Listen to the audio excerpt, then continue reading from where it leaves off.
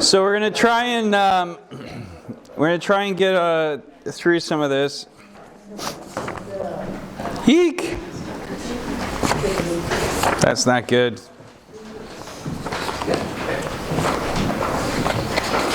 I got through 2 pages of. Okay, we'll fly. But I think some of it is I wanted, we're really at the outset of our reflection on the Scripture, and it's important to cover some of these concepts as we're moving into that.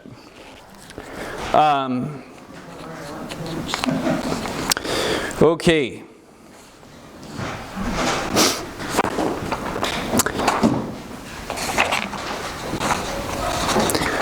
I think this is let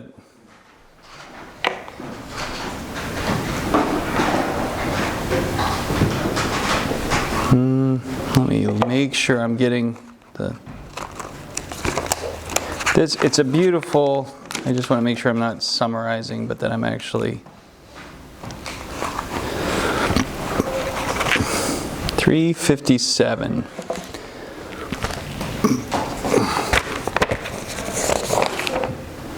Yeah, this is just a beautiful paragraph in the Catechism. Being in the image of God, the human individual possesses the dignity of a person who is not just something, but someone. He is capable of self-knowledge, of self-possession, and of freely giving himself and entering into communion with other persons. He is called by grace to a covenant with his Creator, to offer him a response of faith and love that no other creature can give in his stead. Right?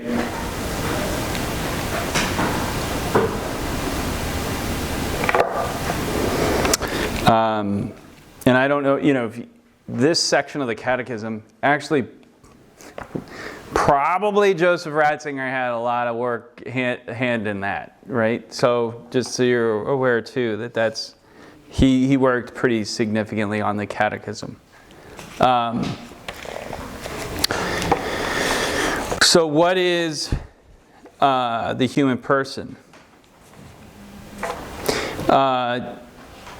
We call, the term for before the fall is prelapsarian.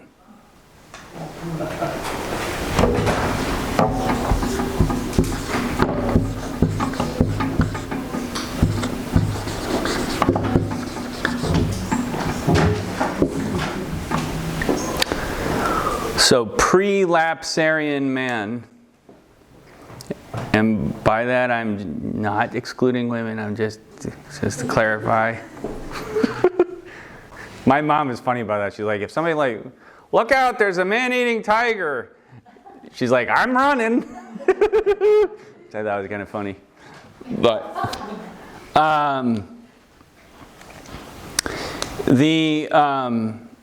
this is the 3rd chapter or the 3rd section of the book.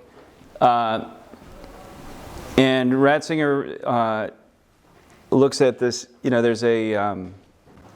reflects on this identity of the human person who is formed out of the dust of the earth. And he says that's both humbling and consoling. He says it's humbling because it means you're going to die. You're mortal, you're a creature. But consoling because you're not a demon. You're not dragon blood. Right? We're taken from, and this is we're all taken from the same earth. It's the other part that he really emphasizes is, it's not like he got, and this was very common in other, you think of he pointed to actually the Nazi, what is it, soil and blood or whatever it is.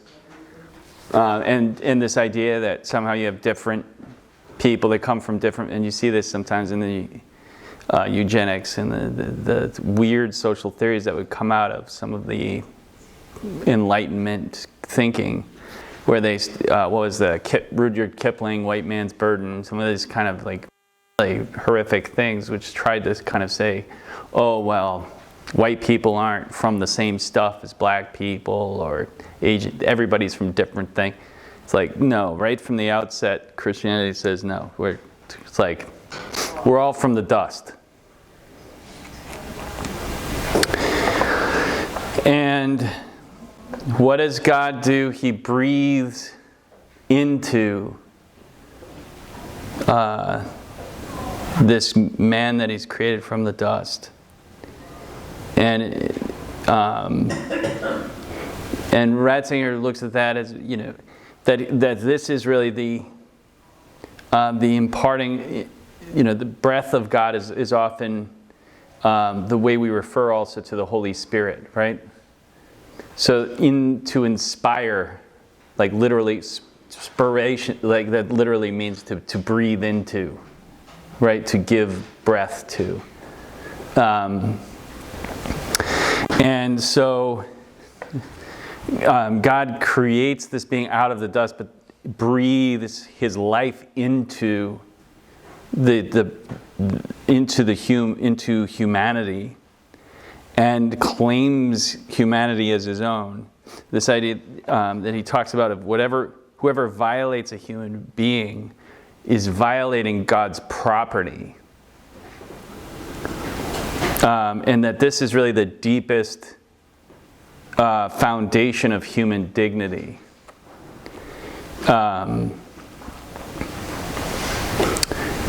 That God, like you belong to God. So who exactly has the right to decide they're going to decide the value of your life?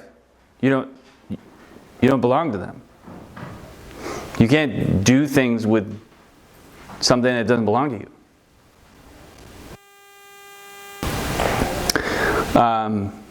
And you can see how this becomes, that's foundational for us. That's why the church is against the death penalty as much as against abortion, euthanasia. There's the seamless understanding of the dignity of human life is because it's not our domain. People don't belong to us. They don't belong to the state. They don't belong to anybody else. When a person is born, they belong to one and one only, and that's God.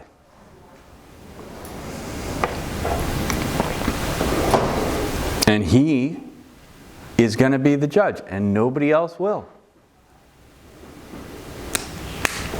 Reminds me of when I was for newly ordained, somebody called the parish office and was like, the secretary came up to me and was like, "Can you take this call? It's a little strange." And I was like, "Okay."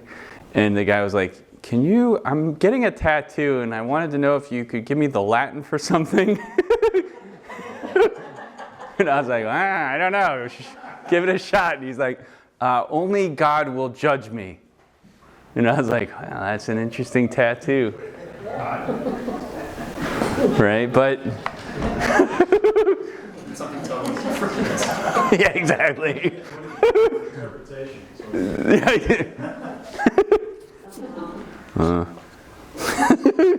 I'm not going to go there. My Latin's not good enough to joke with it. Something, But so the other thing that Ratzinger points to is that an image is inherently not self-contained. An image is always an image of something. So from the moment of our creation, you can't understand a human being on their own terms. The way you understand an image, you can't understand the image if you don't know the original.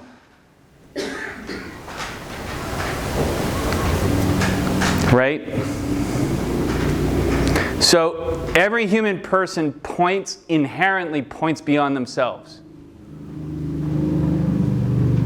Points to God. And also points to other people, right? Because if we're all made in the same image and likeness, then we all are going to reflect in some way one another, right? So there is and this is the section in de Lubach's Catholicism, which if you have a chance to read it, I mean, it's a really beautiful book. And part of the reason it's beautiful is it's hardly. They say de Lubach, he was an avid reader of the Fathers, and he would just read the Fathers constantly. And he would, when he found an awesome quote, so many of the books he was reading were not even translated into modern languages. They were in Latin or Greek. And when he found incredible part of a homily or writing or whatnot, he'd write it down and he'd put it in, he had like all these shoe boxes that all had different theological categories. And it said that when the shoebox got full, he'd write the book. So he was a reader first and a writer second. You can see that if you read, it's like his books are like every page like half footnotes. It's just crazy. But he was very, very influential theologian in the 20th century because of that. Not because of himself so much as he distilled the tradition, particularly patristic tradition.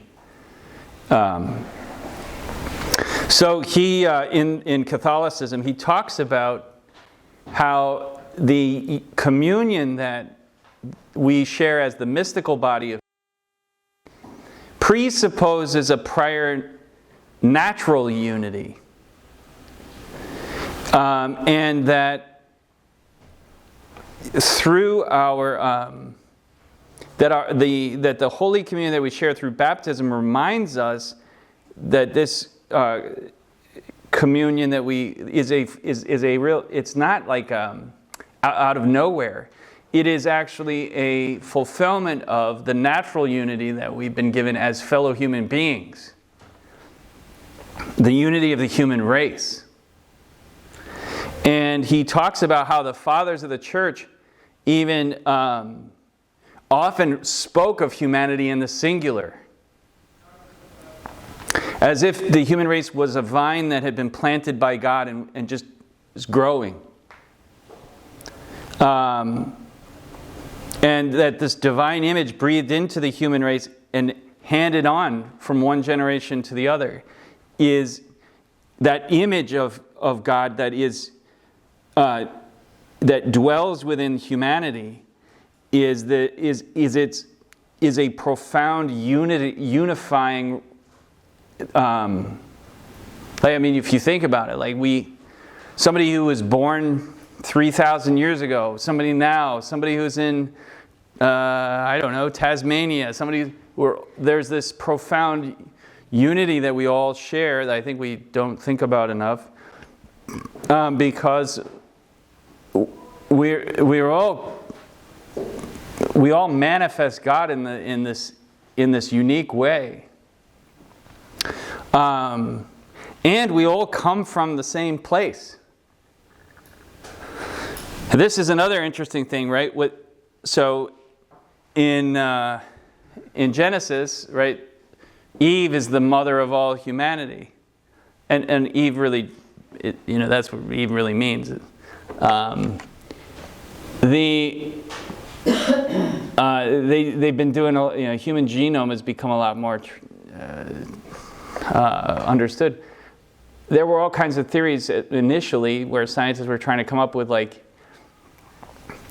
are different mutations of different things that started in different parts of the world, and maybe, we're not from the same ancestral tree, basically. That, we evolved from different monkeys. But through DNA research, it's no, we all go back to one. Scientifically, it's been, I think from what I've heard, it's pretty much undisputed that all human beings come from one woman. There is an Eve. It's not just a theological concept. Like, we all come from one woman.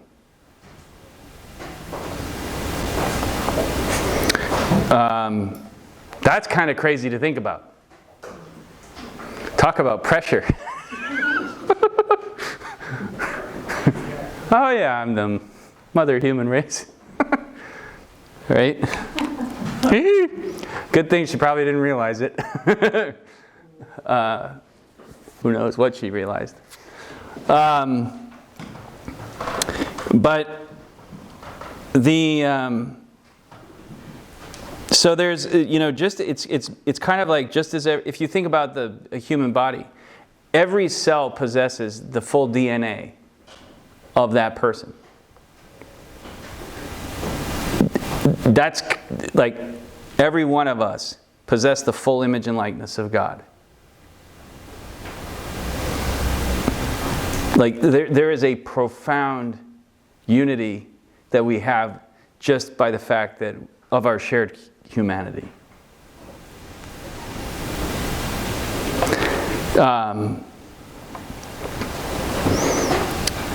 Gregory of Nyssa said, "We can speak of an individual man, Homo sapiens, but there is..." No, wait.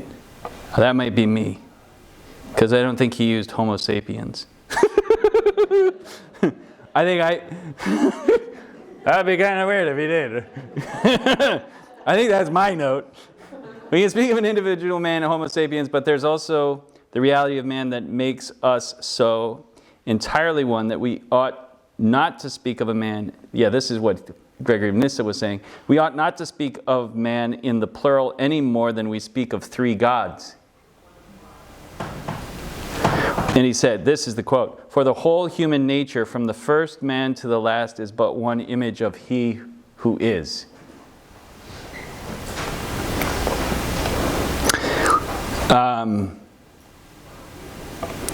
So human beings, unlike animals, are we've been made in this way. We're capable of thinking and of praying, and we're capable of discovering our relationship to our Creator. And are made to be ultimately brothers and sisters of Christ. And by nature, we are, again, en route, right? So the natural order is characterized by transition. St. Paul puts this beautifully in one place. I can't remember but it's all of creation is groaning in labor pains, waiting for the revelation of the children of God.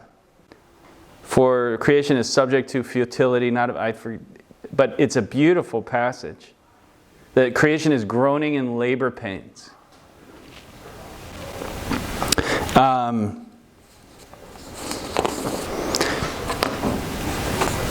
Just to note as well, right, that, and this is from, and Gaudium et Spes, this is from Gaudium et Spes. By nature, man is a social being, and unless he relates himself to others, he can neither live nor develop his potential. I mean, that should be pretty clear. Like, do you ever see these like things about feral children? Like somebody who's raised by wolves. It's really interesting. It's actually happened. It's kind of funky. But they don't they don't. It's not just like they don't know how to talk. Like their minds don't develop. We are. I mean, think about how strange we are. Like we have the longest incubation period of any creature under the sun. And like, just, I mean, you look at like an elephant. You watch an elephant and it's like 2 hours after it's born, it's like standing up, walking around and doing its elephant thing. And we're like 2 years. Maybe we get the walking thing down sometime. And then we're not even really talking. And then like, you can't even take care of yourself. I mean, think about like how, and then, so like it just the amount of, and the data just keeps pouring in on how connected we are, and how much we just really are impacting one another in ways we don't even understand. Sometime I'll tell you my favorite study, but I don't want to get sidetracked.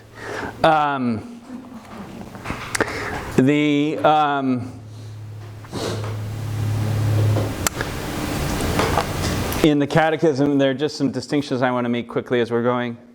The soul so a human person is twofold, right? It's the body, the dust, formed out of the dust, the soul.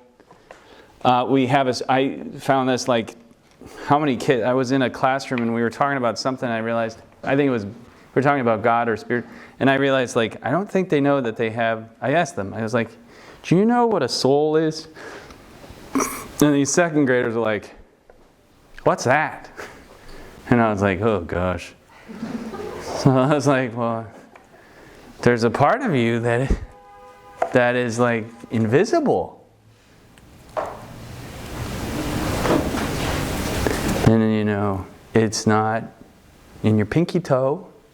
It's like, well, where is it? Well, it's nowhere, but it's also everywhere. Like, it's not material. I didn't say not material. That's a little above the second grade. But, like, trying to talk about what it is to be an ensouled body or an embodied soul. The soul signifies, the Catechism says, the spiritual principle of a human person. The human body shares the dignity of the image of God, though, not just the soul. It's not like the body's made in the image of the devil and then the soul is the nice, beautiful angel part. The body is a unity of man is a unity of body and soul. We are a unity of body and soul. And so this is a really, I think a lot of Catholics don't understand this way that we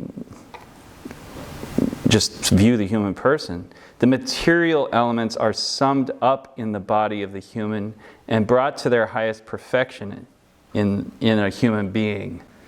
For this reason, you can't despise the body, but must hold it in honor. So, what does that mean?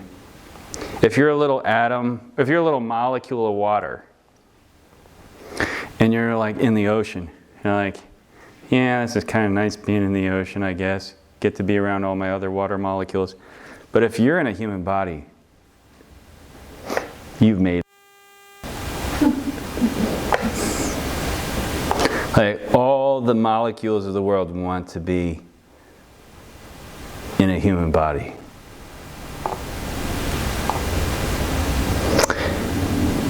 The soul is the form of the body.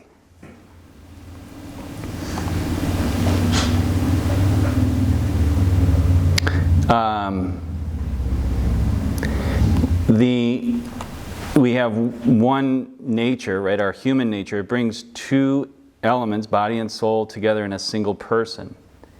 We could also say that the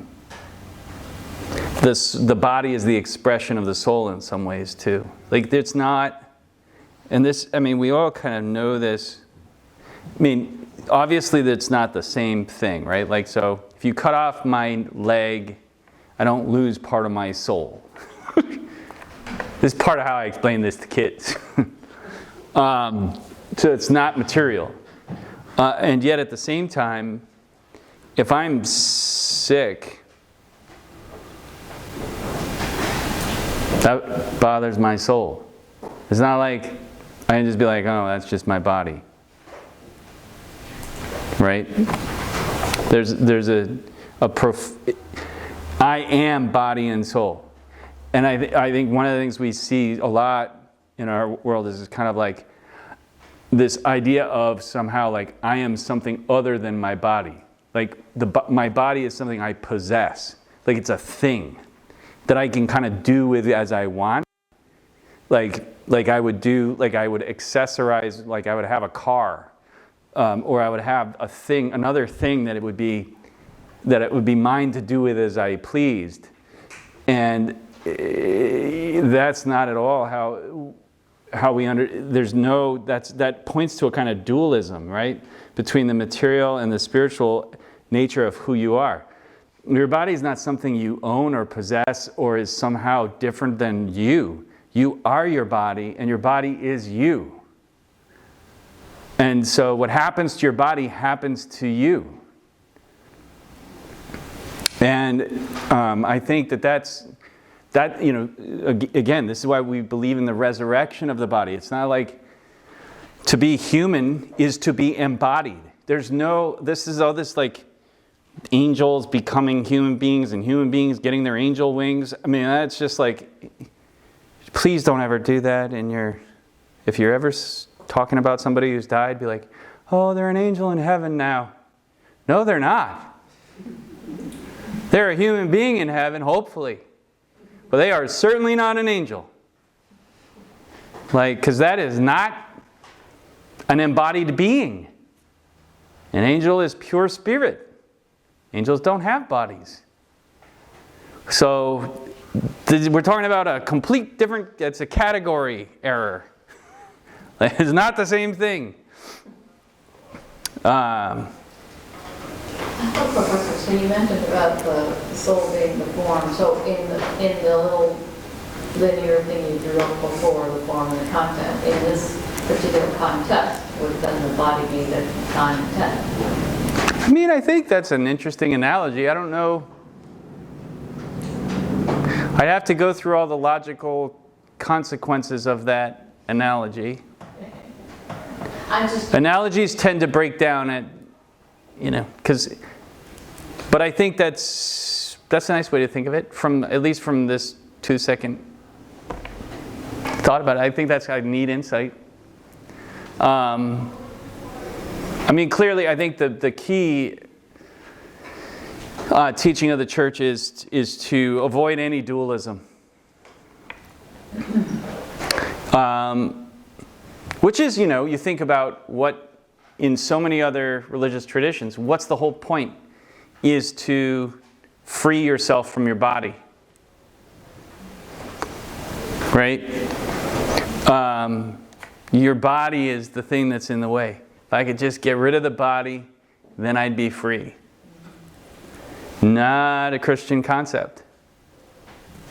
No, the only freedom for a human person is an integral freedom of body and soul. You can't be free if your body's not free.